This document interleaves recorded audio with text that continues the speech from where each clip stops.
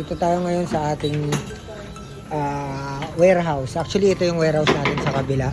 Pansamantala, habang di pa tapos, dito na muna tayo gumagawa. Ito yung machine natin ng UPVC. Meron tayo kasi UPVC, meron tayong aluminum.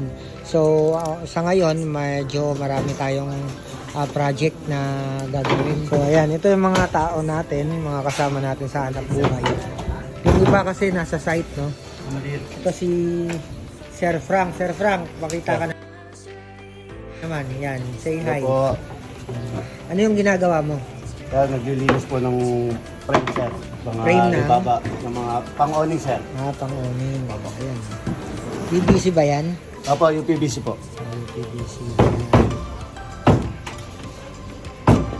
Ito naman, nilalagyan ng gasket. Yung door, no? Nilalagyan ng gasket. Nalito ko, kala ko ikaw yung nag-apply kahapon. Wala ka kasing sombrero. Kaya pinapatulong kita doon. Diba sabi ko, initiation. Kamali. Sorry. Yan. So, ayan. Ito si Sir Jojo. Siya yung master of aluminum lang natin. Say hi, Sir Jojo. Hello, sir. Ito naman si Madam.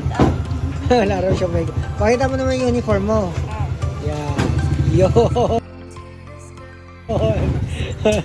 Siya yung ating sales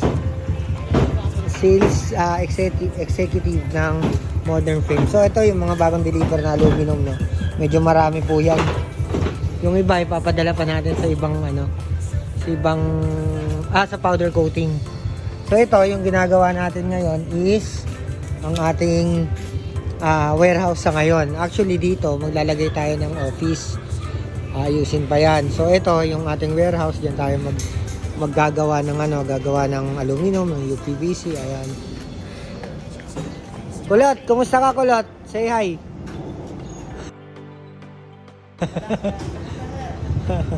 Yan, oh.